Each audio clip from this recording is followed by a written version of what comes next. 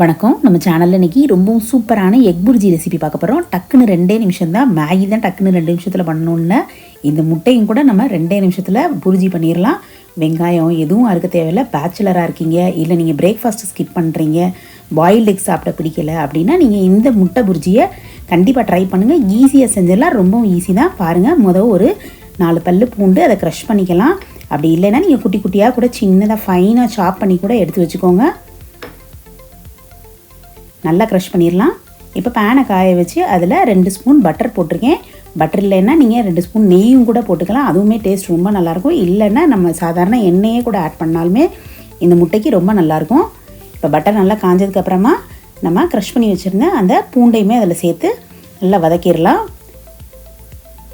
அடுத்ததாக இப்போ குட்டி குட்டியாக கட் பண்ணி வச்சுருக்க பச்சை மிளகாய், இது 2 முட்டைக்கான அளவு தான்.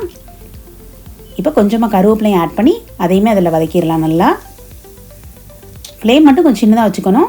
இப்போ கொஞ்சமாக மிளகாப்பொடி, லைட்டாக மஞ்சத்தூள், இப்போ கொஞ்சம் உப்பு. அது சால்டட் பட்டர், அதனால் நான் ரொம்ப கம்மியாக சேர்த்துருக்கேன். இப்போ கொஞ்சம் ஜீரகப்பொடி, அடுத்ததாக கொஞ்சம் மிளகு பொடி. நல்லா அந்த எண்ணெயிலேயும் இந்த பவுடரை நல்லா சாட் பண்ணிடலாம். நம்ம அது கூடவேவும் நம்ம அந்த பூண்டுமே நல்லா குக் ஆயிரும். இப்போ 2 முட்டை நான் உடச்சி வச்சுருக்கேன், அதை இந்த டைமில் ஆட் பண்ணிக்கலாம்.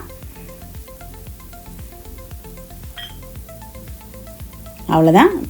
அப்படியே நம்ம முட்டையை ஸ்க்ராம்பிள் பண்ணி விட்டுட்டு சின்ன ஃப்ளேம்லேயே மைன்யூட்டாக வச்சு நம்ம அப்படியே வதக்கி விட்டுறணும். கருகாமல் பார்த்துக்கலாம். அதே மாதிரி நீங்கள் மார்னிங் பிரேக்ஃபாஸ்ட் ஸ்கிப் பண்ணுறீங்கன்னா கண்டிப்பாக இந்த முட்டை ரெசிபியை ட்ரை பண்ணுங்கள்.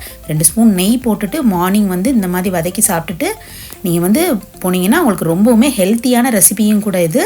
முட்டை ரொம்ப ரொம்ப ஹெல்த்தி. பாயில்டு எக் சாப்பிட பிடிக்காதவங்க திரும்பவும் சொல்கிறேன், இதை கண்டிப்பாக ட்ரை பண்ணி பாருங்கள். ஃபைனல் அப்போ மல்லித்தலையும் இன்னும் கொஞ்சம் பெப்பர் பவுடரும் போட்டு நல்லா காரசாரமாக சுட சுட வச்சு சாப்பிட்டோன்னா சளியும் கூட நமக்கு ரொம்பவுமே நல்லா இறங்கிரும். ப்ரோட்டீன்ஸ் ரிச் இந்த மாதிரி எக் புர்ஜி அடிக்கடி செஞ்சு சாப்பிட்லாம். கண்டிப்பாக ட்ரை பண்ணி பார்த்து எப்படி வந்ததுன்னு மறக்காமல் எனக்கு கமெண்ட் செக்ஷனில் கமெண்ட் பண்ணுங்கள். நம்ம சேனலில் இன்னுமே முட்டை பணியார ரெசிபி, காடை முட்டை ரெசிபி எல்லாமே இருக்குது. அந்த வீடியோஸுமே டிஸ்கிரிப்ஷன் பாக்ஸில் கொடுத்துருக்கேன், அதையும் பாருங்கள். நம்ம சேனலில் ஃபஸ்ட் டைம் பார்க்குறீங்கன்னா மறக்காமல் சப்ஸ்கிரைப் பண்ணிட்டு லைக் அண்ட் ஷேர் பண்ண மறந்துடாதீங்க.